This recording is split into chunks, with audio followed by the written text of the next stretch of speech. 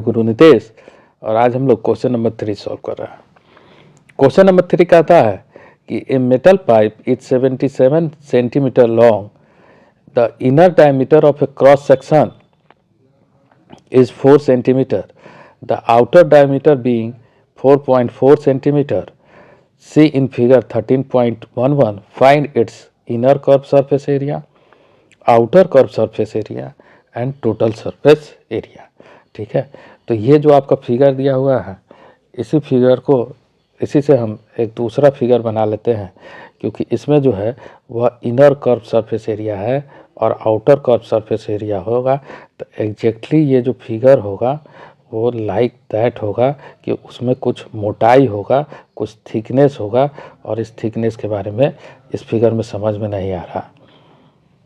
तो यहाँ से यहाँ एक रेडियस होगा और यहाँ से यहाँ एक रेडियस होगा।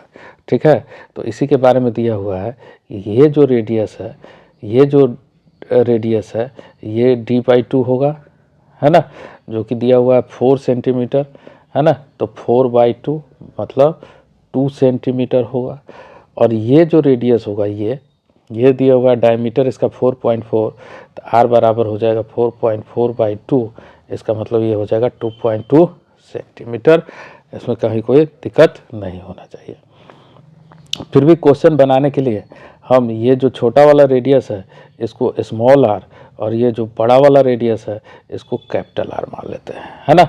मतलब इनर जो रेडियस है उसको स्मॉल r हम एज्यूम करते हैं और आउटर जो रेडियस है उसको हम कैपिटल R एज्यूम करते हैं। ठीक है, तो हम इसका पहला पार्ट अगर सॉल्व करने की कोशिश करें तो पहला पार्ट में हमको क्या निकालना है? पहला पार्ट में निकालना है इनर कर्व्ड सरफेस एरिया। तो कर्व सरफेस एरिया बराबर क्या होता है? कर्व सरफेस एरिया बराबर होता है 2πRh, और सब का वैल्यू आपको पता है 2 × 22/7, r का वैल्यू है 2 इंटू, और h का वैल्यू आपको दिया हुआ है 77 सेंटीमीटर लॉन्ग, मतलब इसका जो ऊंचाई है यह दिया हुआ है आपको h बराबर है 77 सेंटीमीटर। तो ये हो गया 77। अब 7 से 11 टाइम्स में 77 कैंसिल आउट हो जाएगा। ठीक है, 7 से 11 टाइम में कैंसिल आउट हो गया। अब ये हो गया 2 × 2 = 4, 4 × 22 बराबर 88, तो ये हो गया 88 × 11। और आप लोग को बार बार हम समझाते हैं कि जब 11 से किसी डिजिट में मल्टीप्लाई करना हो तो कुछ भी नहीं करना है, उसके आगे और पीछे एक एक जीरो एज्यूम कर लेना है और इसको आपस में ऐड कर देना है। 0 + 8 8, 8 + 8 16, कैरी 1, और 0 + 8 8, 8 + 1 9। तो इसका मतलब ये हो जाएगा 968 सेंटीमीटर स्क्वायर, और यही आपका आंसर है। अब इसमें कुछ भी नहीं करना है। सेकेंड पार्ट इसका कहता है कि आउटर कर्व्ड सरफेस एरिया, तो वही फॉर्मूला लगेगा। अब r की जगह कैपिटल R होगा 2πRh, तो ये क्या हो जाएगा 2 × 22/7, और r का वैल्यू यहाँ 2.2 आया था, आप निकाले थे 2.2 सेंटीमीटर, तो ये 2.2 और h बराबर 77 दिया हुआ है, h बराबर 77 दिया हुआ है। तो फिर से वही काम, 7 से 11 टाइम्स में ये कैंसिल हो जाएगा, और 22 × 22 क्या होता है 484। ठीक है, 22 × 22 484 होता है। अब 484 को 2 से मल्टीप्लाई कर दीजिएगा आप, 484 को 2 से मल्टीप्लाई कर दीजिएगा तो 4 × 2 = 8, 8 × 2 = 16, 4 × 2 = 8 और 1 9, और फिर उसको 11 से मल्टीप्लाई कीजिएगा तो वो आपको आ जाएगा 10648, और एक डिजिट के बाद दशमलव है तो एक डिजिट के बाद दशमलव लिख देंगे। ये सेंटीमीटर स्क्वायर, ये आपको हो जाएगा आउटर कर्व सरफेस एरिया। अब आपको निकालना है टोटल सरफेस एरिया। अब देखिए टोटल सरफेस एरिया के लिए ये जो डब्बा है ना, ये जो पाइप है, अब देखिए ये थिकनेस है, इसमें मोटाई है थोड़ा सा, तो बाहर वाला कर्व सरफेस एरिया निकालेंगे वो जुड़ेगा। अंदर वाला कर्व चूँकि खोखला है, होलो है, तो अंदर में भी एक कर्व सरफेस एरिया होगा जो कि आप निकाले हैं इनर कर्व सरफेस एरिया, उसको भी हम ऐड करेंगे। और तीसरा, अगर थिकनेस है तो ऊपर और नीचे जो सर्कुलर पार्ट होगा उसका भी तो एरिया होगा, तो उसको भी हमको जोड़ना पड़ेगा।